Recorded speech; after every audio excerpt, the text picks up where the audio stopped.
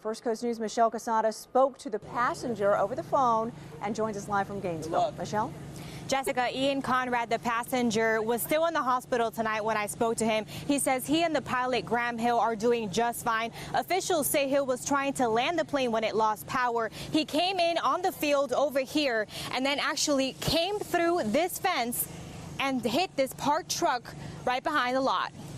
I won't forget, very, very loud, scary, horrifying. Joe Gardina says he drives up from Orlando with his family to tailgate for every Gators game. He sets up in the same spot on Flavitt Field at UF for every game.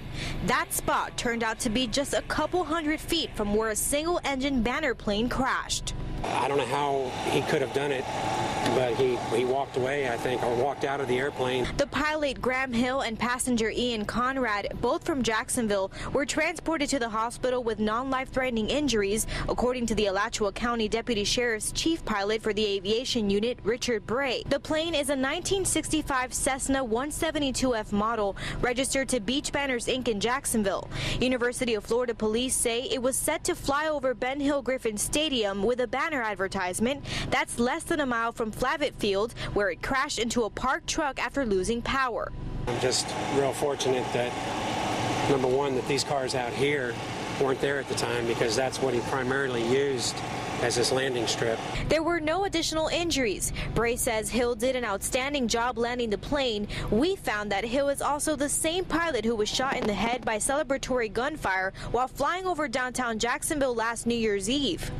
We were just north of the football stadium at 1,200 feet when there was a loud pop. In a YouTube video, he described flying over downtown for a better view of the fireworks. He recovered then, and this time his passenger says he's doing well. And so are all the tailgaters who were on the field during the crash. I think someone was looking out for us. You know, I feel very lucky, very fortunate, not just for ourselves, but for, you know, everybody out here. You know, it could have been real, real bad. According to the FAA, Hill has had his commercial pilot license since 2009. We tried to reach out to the owner of Beach Banners Inc. in Jacksonville for further comment, but we were not able to reach him tonight. I called the National Transportation Safety Board Public Affairs Office earlier to get more information, but a recording says that the team has been furloughed and there is no one available to provide the media with any information. And if you're wondering about the owner of the vehicle, well, authorities tell me that that person was contacted while they were at the game and they were notified. We have not heard anything else from police. Live from Flavitt Field in Gainesville, Michelle Casada, First Coast News, NBC 12, ABC 25.